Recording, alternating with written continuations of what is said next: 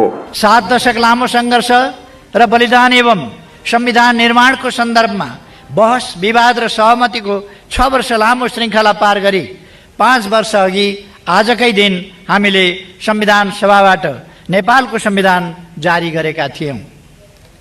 यस ऐतिहासिक दिनको अवसरमा सर्वप्रथम म नेपाल सरकार तथा आफ्नो तर्फबाट मुलुकभित्र र मुलुक बाहिर रहनुभएका सम्पूर्ण नेपाली दिदीबहिनी तथा दाजुभाइहरूमा हार्दिक बधाई तथा शुभकामना व्यक्त गर्न चाहन्छु। आन्दोलनको क्रममा शहादत वरण गर्नुहुने सम्पूर्ण अज्ञात शहीदहरूप्रति भावपूर्ण श्रद्धाञ्जली अर्पण गर्दछु। जननिर्वाचित संविधान सभाद्वारा जनता आफैले लेखेको संविधान जारी गराउने बिन्दुसम्म नेपाली राजनीतिक आन्दोलनको नेतृत्व गर्नुहुने अग्रजहरूप्रति उच्च सम्मान व्यक्त गर्दछु। आन्दोलनको क्रममा बेपत्ता पारिएर बेघरबार भएर शारीरिक मानसिक एवं पारिवारिक रूपमा क्षति बेहोरेर योगदान गर्नुहुने सम्पूर्ण देशवासीप्रति हार्दिक आदरभाव व्यक्त गर्दछु। हामीले विगत 3 वर्ष यता यस राष्ट्रिय दिवसलाई विभिन्न तरिकाले मनाउँदै आएका छौँ। संविधान जारी भएपछि निर्वाचित सरकार सञ्चालनको पहिलो वर्ष हामीले औपचारिक कार्यक्रम गऱ्यौँ, जनआकाङ्क्षाका कुरा गऱ्यौँ र त्यसलाई अघि बढाउने आधार तयार गऱ्यौँ। गत वर्षदेखि यस राष्ट्रिय दिवसलाई औपचारिक सरकारी समारोहबाट घर घरमा चर्चा हुने राष्ट्रिय चाडका रूपमा मनाउने प्रयास गऱ्यौँ। जनआकाङ्क्षा पुरा गर्न गरिएका कामको समीक्षा र त्यसको प्रगतिबारे चर्चा गऱ्यौँ। यो वर्ष हामी हाम्रो सामाजिक जीवनलाई अस्तव्यस्त पार्ने र देखिने गरी उचाइ लिन लागेको हाम्रो अर्थतन्त्र र विकासको अभियानलाई गम्भीर धक्का दिने महामारी र त्यसको प्रभावका बारेमा विमर्श गर्दैछौँ। महामारीले तोकिदिएको सीमाभित्र रहेर यस राष्ट्रिय दिवसको उत्सव मनाउँदैछौँ। महामारीबाट भएको धनजनको क्षतिप्रति दुःख र समवेदना जनाउँदैछौँ। कोभिड-19 को महामारी रोकथामका लागि पहिलो पटक लकडाउन गरिएदेखि अहिलेसम्मै जनजीवन सामान्य हुन सकेको छैन। यस अवधिमा मुलुकभित्र रहनुभएका 60,000 भन्दा बढी दिदीबहिनी तथा दाजुभाइहरू यस महामारीबाट सङ्क्रमित भइसक्नु भएको छ। 43,000 भन्दा बढी सङ्क्रमित यस अवधिमा निको भए पनि देशभित्र झन्डै 400 भन्दा बढी र देश बाहिर विभिन्न मुलुकमा कार्यरत सयौंको संख्यामा नेपालीहरूको ज्यान यस महामारीले लिइसकेको छ। सङ्क्रमितहरूको शीघ्र स्वास्थ्य लाभको कामना गर्दै यस महामारीबाट यति धेरै नेपालीहरूको जीवन गुमेकोमा दुःख व्यक्त गर्न चाहन्छु। आफन्तको वियोगमा पीडाबोध गरिरहनुभएका स्वदेश तथा विदेशमा रहने सम्पूर्ण नेपाली दिदीबहिनी तथा दाजुभाइहरूमा गहिरो समवेदना प्रकट गर्दछु। मानव जातिले प्राकृतिक विपत्ति भोग्दै आएको छ र हामी नेपालीले पनि हरेक वर्ष भोग्दै आएका छौँ। महामारीका अतिरिक्त भूकम्प, बाढी पहिरो, हावाहुरी र आगलागी जस्ता हामीले सामना गर्दै आएका प्राकृतिक विपत्तिहरू हुन्। यसपटक अतिवृष्टिका कारण देशका विभिन्न भागमा आएको बाढी पहिरोबाट धेरैको ज्यान गएको छ भने दर्जनौं नेपालीले त सिङ्गो परिवार नै गुमाउनु परेको छ। केही बस्तीहरू सखाप भएका छन्, कयौं परिवार घरबार विहीन हुन पुगेका छन्। महामारीबाट ज्यान गुमाउने जत्तिकै संख्यामा यी प्राकृतिक विपत्तिमा पनि नेपालीहरूको ज्यान गएको छ। यस विपत्तिबाट जीवन गुमाउनु हुनेहरूप्रति दुःख व्यक्त गर्दै शोकाकुल परिवारजनमा गहिरो समवेदना प्रकट गर्दछु। घाइतेहरूको शीघ्र स्वास्थ्य लाभको कामना गर्दछु। प्रकृतिको नियम हो, कष्टै महामारी र विपत्तिमा पनि समय रोकिँदैन। ऋतु फेरिन्छन्, जतिसुकै पीडा वा छटपटी रहे पनि मानिसहरू जीवनलाई निरन्तरता दिन्छन्।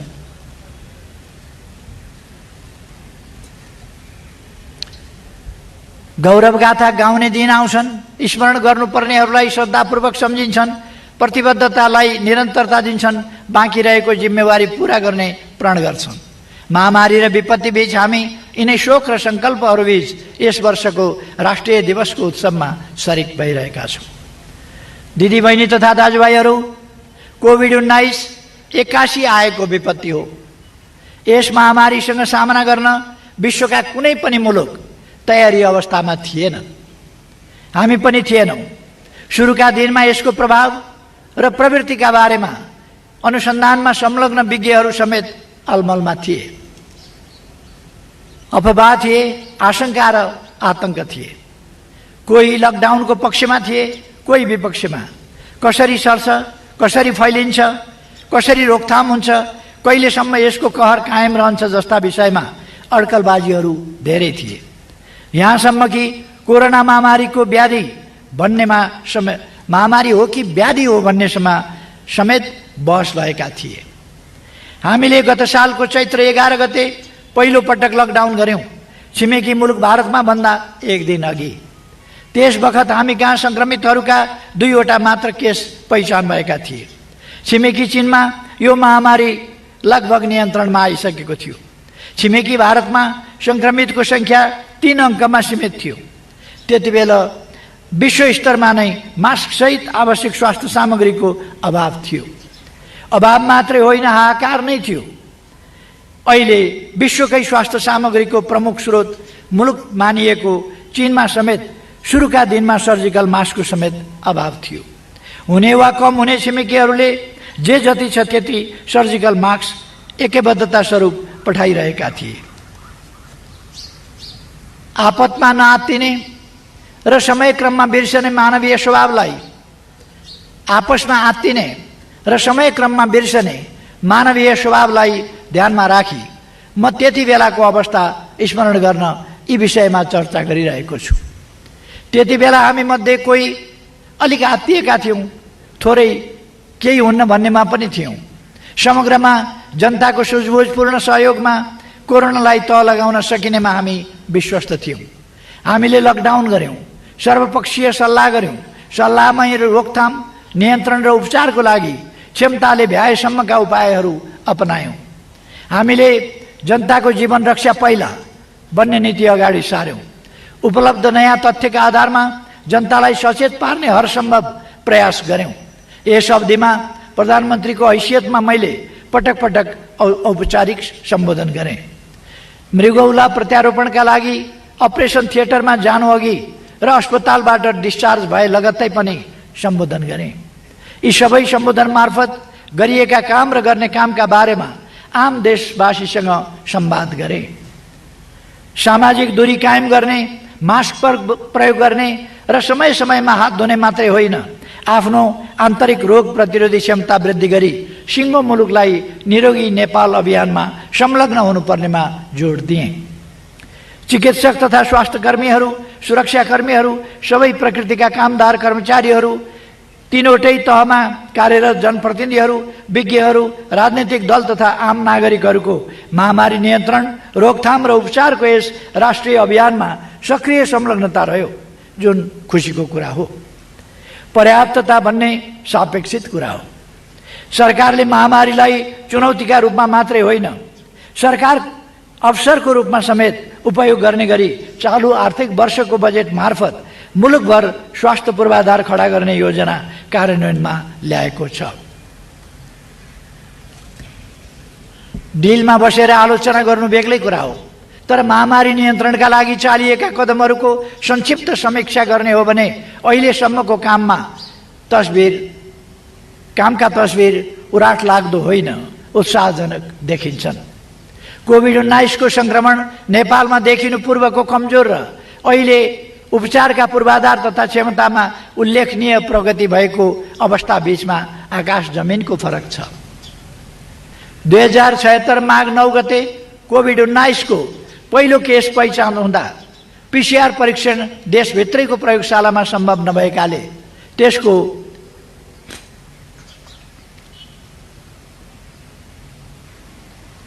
त्यसको नमुना विदेश पठाउनु परेको थियो। हाल देशभित्र सरकारी 33 र निजी 14 गरी 47 आरटी-पीसीआर परीक्षण प्रयोगशालाहरू सञ्चालनमा छन्। परीक्षणको दैनिक क्षमता 23,500 भन्दा माथि छ। सुरुको समयमा प्रति परीक्षण लागत रु 8,500 थियो। हाल निजी र सरकारी दुवै प्रकृतिका प्रयोगशालाहरूमा 2,000 रुपैयाँमा परीक्षण हुन थालेको छ। सिङ्गो जनसङ्ख्याको कम्तीमा 2% PCR परीक्षण गर्ने हाम्रो अनुमानित प्रतिबद्धता पूरा भएको छ र त्यो अहिले कम हुने देखिएको छ। प्रति 10 लाखमा PCR परीक्षण 30,000 नागेको छ।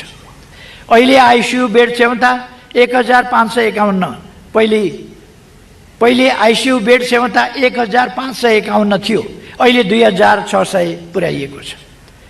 पहिले भेन्टिलेटर संख्या 770 थियो, अहिले 900 पुर्याइएको छ। पहिले जिल्ला अस्पताल रहेका स्थानीय तहमा मात्रै अस्पताल सेवा उपलब्ध थिए, अहिले बाँकी 649 स्थानीय तहमा 5 बेडको अस्पताल निर्माणको व्यवस्था गरिएको छ। प्रदेश सरकार र अस्पतालहरूलाई आवश्यक पूर्वाधार, स्वास्थ्य सामग्री, मानवीय तथा वित्तीय स्रोतको व्यवस्था गरिएको छ। स्वास्थ्य मन्त्रालय अन्तर्गत 100 जना पोस्ट ग्रेजुएट चिकित्सक परिचालन गर्ने तयारी पूरा भएको छ। 25 हब अस्पताल र 20 शिक्षण अस्पतालहरूमा विशेषज्ञ चिकित्सकहरूको नेतृत्वमा तुरुन्तै परिचालन गर्न सकिने टिमहरू तयारी अवस्थामा राखिएको छ। बहुसंख्यक नेपालीहरूलाई कोभिड-19 का लक्षण तथा हात धुने, भिडभाडबाट टाढा हुने, मास्क प्रयोग गर्ने जस्ता रोकथामका उपायहरूबारे जानकारी छ। Mobile ringtone, toll free hotline phone, web portal, radio, TV, सामाजिक सञ्जाल तथा पत्र पत्रिकाका अतिरिक्त स्वास्थ्य तथा जनसङ्ख्या मन्त्रालयको दैनिक ब्रिफिङबाट स्वास्थ्य चेतना तथा जोखिम बारेको सूचना प्रवाह गरिएको छ। केस व्यवस्थापनका लागि आवश्यक PPE सहितका सामग्रीहरू उपलब्ध छन्। मास्क, सेनिटाइजर लगायत आधारभूत स्वास्थ्य उपकरणहरूको उपलब्धता छ। पहिले परम्परागत औषधि आदिका बारेमा दुविधा थियो, अहिले हाम्रा जडीबुटी र परम्परागत वस्तुहरूको प्रयोगबाट आफू निको भएको भनेर कतिपय संक्रमितहरूका अनुभव पनि सुन्न थालिएको छ। दिदीबहिनी तथा दाजुभाइहरू, गत वर्ष आजकै दिन मैले सरकार सञ्चालनको 18 महिना भएका उपलब्धिको संक्षिप्त विवरण राखेको थिएँ। यदि कोरोना महामारी हुँदैनथ्यो भने आज गत वर्ष कबुल गरिएका कतिपय काम सम्पन्न भएको विवरणको चर्चा हुने थियो। केही राष्ट्रिय गौरवका आयोजनाहरू उद्घाटन हुने थिए। भैरवाको अन्तर्राष्ट्रिय विमानस्थल सञ्चालनमा आइसकेको हुने थियो। माथिल्लो तामाकोशी जलविद्युत आयोजनाबाट ऊर्जा उत्पादन सुरु भएको हुने थियो। मेलम्चकको पानी आउन लागिसकेको हुने थियो। रानी पोखरीको पुनर्निर्माण सम्पन्न भइसकेको हुने थियो, अहिले लगभग सम्पन्न भइ पनि सकेको छ भन्दा हुन्छ। धरहरा निर्माणको कार्य सकिने थियो। निजी आवास पुनर्निर्माणको काम पूर्ण रूपमै भइसकेको हुने थियो। विगत 3 वर्षदेखि हाम्रो अर्थतन्त्रले उच्च आर्थिक वृद्धि दरको लय समातेको थियो। मानव विकास सूचकाङ्क, व्यवसाय गर्ने सहज वातावरण, भोकमरीको अवस्था, शान्ति सुव्यवस्था तथा कानुनी शासन, भ्रष्टाचार निवारण, पर्यटकीय प्रतिस्पर्धा, लैङ्गिक समानता, विद्यालय शिक्षा, बालबालिका र स्वास्थ्य जस्ता विश्वव्यापी 14 विभिन्न सूचकाङ्कमा नेपालले उल्लेख्य सुधार गरेको पनि थियो। तर दुःखको कुरा, अहिले कोभिड-19 का कारणले नेपालको अर्थतन्त्रमा नकारात्मक असर परेको छ। तर हामी यस प्रतिकूल अवस्थाको छिट्टै अन्त्य गर्नेछौँ र परिस्थितिलाई अनुकूल बनाउनेछौँ। सरकारले कोभिड-19बाट प्रभावित उद्योग व्यवसायलाई सहज सञ्चालनको वातावरण बनाउन बजेट र मौद्रिक नीति मार्फत आर्थिक पुनरुत्थानका प्रस्तावहरू अगाडि सारेको छ। कर सहुलियतदेखि बैंक ब्याज एवं विद्युत महसुल छुट र श्रमिकको सामाजिक सुरक्षा कोषमा सरकारका तर्फबाट रकम योगदान गर्ने सम्मका कामहरू भएका छन्। अर्थतन्त्रलाई पुनरुत्थान गर्न कृषि, ऊर्जा, पर्यटन तथा घरेलु एवं साना मझौला उद्योग समेतलाई समेट्ने गरी पुनर्कर्जा कोषको व्यवस्था गरिएको छ। यसबाट 2 खर्बभन्दा बढी लगानी परिचालन हुनेछ। झन्डै 6 महिना अवरुद्ध आर्थिक क्रियाकलापका बावजुद आर्थिक वृद्धि दर बाहेकका परिसूचकहरू सकारात्मक छन्। यो हाम्रा लागि सुखद पक्ष हो। कोभिडको महामारीपछि विश्वका धेरै मुलुकमा आर्थिक वृद्धि दर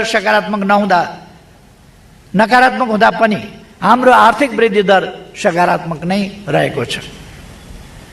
कोभिडका कारण राजस्व र खर्चको अवस्थामा असर परे पनि समग्र सरकारी वित्त स्थिति सन्तुलनमा नै छ। राजस्व प्रणालीमा दूरगामी महत्त्व राख्ने सुधार भएका छन्। मूल्यवृद्धि नियन्त्रणमा नै छ। सरकारले बन्दाबन्दी र निषेध आदेशको अवस्थामा पनि जनताका दैनिक आवश्यकताका वस्तुहरूको आपूर्ति निरन्तर गराइरहेको छ। इन्धन, खाद्य वस्तु, तरकारी, फलफुल, औषधि लगायतका अत्यावश्यक उपभोगका वस्तुहरूको आपूर्तिमा कमी हुन दिएको छैन। हाल सरकारी र निजी क्षेत्रमा खाद्य पदार्थहरूको मौजुद पर्याप्त छ। वैदेशिक व्यापार घाटा सुधारोन्मुख छ। वर्तमान बन्दाबन्दीको अवस्थामा पनि विप्रेषण आप्रवाहमा निरन्तरता छ। यस अवधिमा मासिक औसतभन्दा बढी नै विप्रेषण आप्रवाह भएको छ। जेठ, असार र साउन पछिल्लो 3 महिनामा करिब 287 अर्ब रुपैयाँ विप्रेषण आप्रवाह भएको छ। यस वर्षभरिमा शोधनान्तर स्थिति रु 282 अर्बले बचतमा रहेको छ। कुल विदेशी विनिमय सञ्चित रु 1401 अर्ब पुगेको छ। कोभिडले ल्याएको विश्वव्यापी आर्थिक सङ्कटका बावजुद पनि दात्री निकायको सहयोग बढिरहेको छ। यस अवधिमा 168 अर्ब रुपैयाँ बजेटरी सहायता सहित कुल 5 खर्ब रुपैयाँ बराबरको विकास सहायता प्रतिबद्धता प्राप्त भएको छ। यस 2 वर्षको अवधिमा रु 2 खर्बभन्दा बढीको बाह्य लगानी स्वीकृत भइसकेको छ भने रु 14 खर्बभन्दा बढीको लगानी प्रतिबद्धता पनि प्राप्त भएको छ। बैंकिङ तथा वित्तीय क्षेत्रमा स्थायित्व कायम भएको छ। बैंक सेवामा उल्लेख्य विस्तार भएको छ। निजी क्षेत्रका लगानीका लागि बैंकिङ क्षेत्रमा करिब रु 200 अर्ब थप तरलता उपलब्ध छ। बैंकिङ क्षेत्रमा रहेको पर्याप्त तरलताको कारण ब्याज दर कम हुँदै अर्थतन्त्र चलायमान रहन सहज भएको छ। उद्योग व्यवसायहरू निर्बाध रूपमा सञ्चालनमा आउँदा सिर्जना हुने कर्जा मागलाई सम्बोधन गर्न बैंकहरू सक्षम छन्। बीमा तथा पुँजी बजारको दायरामा उल्लेख्य विस्तार भएको छ। लकडाउनमा पनि विकास निर्माणलाई यथाशक्य निरन्तरता दिइएको छ। यस अवधिमा 178 किलोमिटर सडकलाई पिच गरिएको छ। 89 मोटरेबल पुल निर्माण भएका छन्। यो लकडाउनको अवधिको कुरा। भूकम्पबाट भत्किएका 53,000 बढी निजी आवास पुनर्निर्माण भएका छन्। दाजुभाइ तथा दिदीबहिनीहरू, यस वर्षको जेठ 24 गते हाम्रो संसदले सार्वभौम सत्ता र भौगोलिक अखण्डताको सन्दर्भमा सर्वसम्मत निर्णय गरेको छ। हाम्रो निशान छाप संशोधन मार्फत संविधानले सर्वस्वीकार्यता हासिल गरेको छ। सिङ्गो राष्ट्र एक भएको त्यस दिनलाई इतिहासमा विरलै हुने अविस्मरणीय दिनका रूपमा स्मरण गरिनेछ। म सङ्घीय संसदका सम्पूर्ण माननीय सदस्यहरूलाई धन्यवाद भन्न चाहन्छु। सम्पूर्ण देशवासी दाजुभाइ दिदीबहिनीहरूलाई बधाई ज्ञापन गर्दै त्यस ऐतिहासिक क्षणको म गर्वका साथ स्मरण गर्न चाहन्छु। मैले सरकारको नेतृत्व सम्हालेदेखि नै कसैले म यो सरकार र सत्तारूढ दलको लोकतन्त्रप्रतिको निष्ठाका बारेमा गरिने आशंका वा भ्रम सिर्जना गर्ने प्रयासबाट विस्मित हुने गरेको छु। मैले भन्दै आएको छु, लोकतन्त्रमा असहमत स्वरहरूले स्थान पाउनुपर्छ, तर हल्लाबाट प्रभावित हुने र जता हावा बग्छ त्यतै बरालिने परिपाटी लोकतन्त्र होइन। लोकतन्त्र निरङ्कुश तन्त्रको विकल्प हो। यो विधिको शासन हो, मर्यादित र अनुशासित प्रणाली हो। स्वतन्त्र प्रेस लोकतन्त्रको अभिव्यक्ति हो।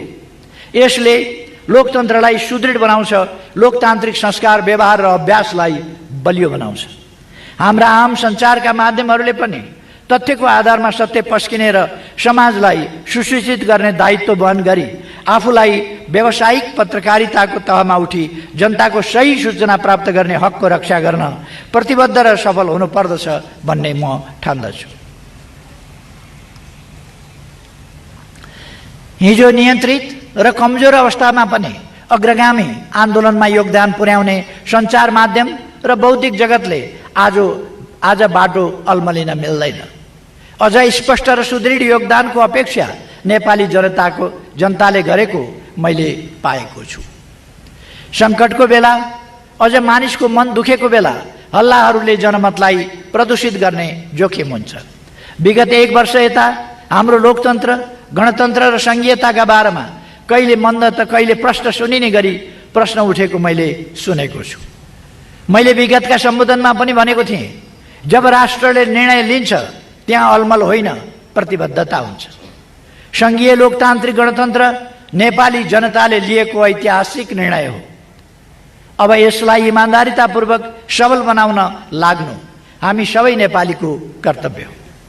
यस बीचमा नेपालको राजनीतिमा अस्थिरता ल्याउने योजनाबद्ध प्रयासहरू पनि तीव्रताका साथ भए। ती प्रयासलाई परास्त गरेर हामी नेपालीले फेरि स्थिरता र स्थायित्वलाई सुनिश्चित गरेका छौँ। पोहोर साल यो संविधान र व्यवस्थाको मात्रै होइन, राष्ट्रिय अखण्डताकै विकल्प खोज्छु भन्ने शक्ति निशर्त राजनीतिक मूलधारमा समावेश भयो। मैले गत वर्ष पनि संविधानका कुनै धारा र दफाहरूले कहीँ कतै हाम्रो अधिकार ओझेल पारे भन्ने बुझाइमा कोही भए औचित्य र आवश्यकताको आधारमा समयक्रममा सच्याइन्छ भनेको थिए। गैर संवैधानिक गतिविधि त्यागी राष्ट्रिय मूलधारमा समावेश हुन र हाम्रो संविधानले दिएको अधिकार उपभोग गर्न आह्वान गरेको थिएँ। निकट विगतमा सर्वसम्मतिले गरिएको संविधान संशोधनबाट त्यसको पुष्टि भएको छ। 6औं संविधान दिवस एवं राष्ट्रिय दिवसको अवसरमा म फेरि दोहोर्याउन चाहन्छु, हाम्रो संविधान सबै अट्ने गतिशील दस्तावेज हो। यसैलाई यो माने सबै दल समूहहरू राष्ट्रिय मूलधारमा सामेल भई सृजनशील र रचनात्मक ढङ्गले क्रियाशील हौँ। आशंका वा अस्पष्टताहरू छन् भने संवादको माध्यमबाट तिनलाई हटाउन सरकार सदैव तयार रहेको कुरा म पुनः स्पष्ट गर्न चाहन्छु। दाजुभाइ तथा दिदीबहिनीहरू, एउटा विषयमा म आज पनि थोरै चर्चा गर्न चाहन्छु। 2 वर्ष अघि यसै समारोहलाई सम्बोधन गर्दै मैले भनेको थिएँ, विकासका सन्दर्भमा देखिएको एक प्रकारको अलमल भइहाल्छ नि भन्दै सुस्तरी चल्ने वा गरिहाल्लान् नि भन्दै चल्दै नचल्नेहरू र जनआकाङ्क्षा अनुरूप शीघ्र विकासको लागि तीव्र गतिमा दौडन खोज्नेहरू बीचको बेमेल हो। यो बेमेल अन्त्य गर्न बाँकी नै छ। तसर्थ फेरि एकपटक जोड दिन चाहन्छु, भइहाल्छ नि वा गरिहाल्लान् नि भन्ने सुविधा हामीलाई छैन। हामीले प्रतिबद्धतालाई परिणतिमा बदल्नै पर्दछ। सरकारमा हाम्रो उपस्थिति तीव्र गति र शीघ्र विकासको जनआकाङ्क्षा पूरा गर्नका लागि हो। त्यस कुरालाई हामीले हेक्कामा राखेका छौँ। हामी सबैलाई थाहा छ, समग्र प्रणाली परिवर्तनको अभियानमा हाम्रो कर्मचारी तन्त्र र राज्यका सम्पूर्ण संयन्त्रहरू बाधक बनेनन्। प्रश्न उठ्छ, यति ठुलो परिवर्तनमा सहयोगी मात्रै होइन, सहभागी हुने कर्मचारी तन्त्रलाई तीव्र गतिमा शीघ्र विकासको वाहक बन्न कुन चाहिँ तत्त्वले अवरोध खडा गरिरहेको छ? के त्यो तत्त्व भइरहेको विकास र प्रगतिलाई समेत अस्वीकार गर्ने अस्वस्थ राजनीति नै हो त? या यति ठुलो परिवर्तनको नेतृत्व गर्न सक्ने राजनीतिक नेतृत्व मण्डल उपलब्धिको व्यवस्थापन गर्न र प्रणाली विकासमा नेता हुन नसकिरहेको कारण हो? भएन, हुँदै भएन भन्ने मान्यता जबरजस्त प्रचलित छ। यसलाई तर्कले होइन, व्यवहार र उपलब्धिबाट हामीले जवाफ दिन सक्नुपर्दछ। विकासको गतिमा सार्वजनिक खरिद ऐन जस्ता विद्यमान कानुनी प्रबन्धहरू पनि अलिक अमिल्दा छन्, समय घर्काइदिने खालका छन्। अझै पनि कतिपय कानुनी प्रबन्ध अधुरा एवं अस्पष्ट रहनाले सम्पूर्ण विकासको कामलाई नराम्रो गरी अल्झाएको छ। अब यसमा यथोचित परिवर्तन गरिन्छ।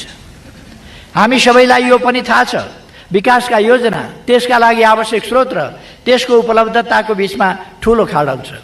केही दशक अघि आजका विकसित मुलुकहरूको हालत पनि हाम्रै जस्तो थियो। उनीहरूले विकासका लागि आवश्यक स्रोत र साधन प्राप्तिका लागि उपलब्ध हुने कुनै पनि सम्भावनालाई उम्किन दिएनन् रङ होइन परिणाममा उनीहरूले जोड दिए। सोचौँ हामी चाहिँ किन मुसा मार्ने बिरालो कालो वा सेतै खोजिरहेका छौँ। अब हामी सबै प्रकारका संकीर्णता र आग्रह पूर्वाग्रह छोडौँ र विकास र उन्नतिको बाटोमा एकताबद्ध भई अघि बढौँ। सुशासन र पारदर्शिता विकासको अत्यावश्यक शर्त हो। अख्तियारको दुरुपयोग, भ्रष्टाचार र अनियमितता नियन्त्रण चुनौतीपूर्ण रहेको छ। मैले पटक पटक भन्दै आएको छु, भ्रष्टाचार गर्दिन, गर्न दिन्न र भ्रष्टाचारीका विरुद्ध बोल्दा मुखमा पानी हालेर बोल्दिन। भ्रष्टाचार विरुद्धको सरकारको यस अभियानमा हाम्रा नियामक निकायहरूले यस अवधिमा महत्त्वपूर्ण भूमिका निर्वाह गरेका छन्। अख्तियार दुरुपयोग अनुसन्धान आयोगले मात्रै विगत 2 आर्थिक वर्षमा 792 केसहरूमा मुद्दा चलाएको छ। राजस्व अनुसन्धान विभागले 1027 जना विरुद्ध 31 अर्ब 5 करोड भन्दा बढीको बिगो दाबीसहित राजस्व चुहावट, विदेशी मुद्रा अपचलन तथा अवैध हुन्डी कारोबारमा मुद्दा चलाएको छ।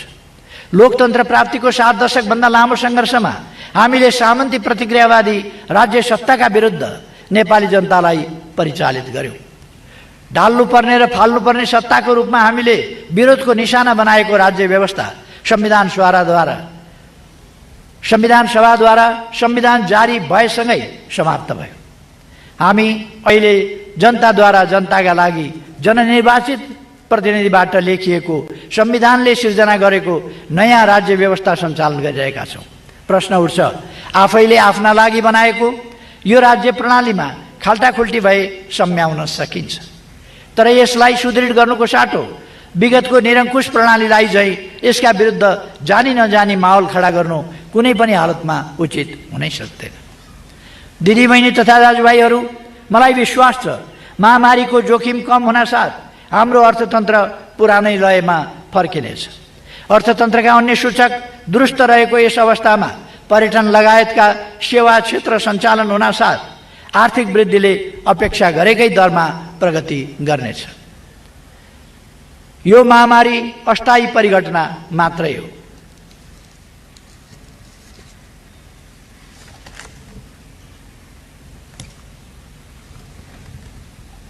यसको अन्त्यसँगै मुलुक समृद्ध नेपाल, सुखी नेपालीको राष्ट्रिय आकांक्षा पूरा हुने दिशामा अघि बढ्नेछ।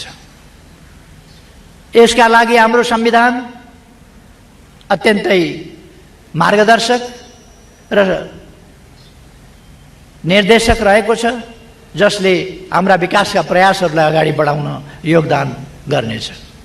6औं संविधान दिवस एवं राष्ट्रिय दिवसको अवसरमा फेरि एकपटक सबैमा हार्दिक शुभकामना व्यक्त गर्न चाहन्छु। धन्यवाद।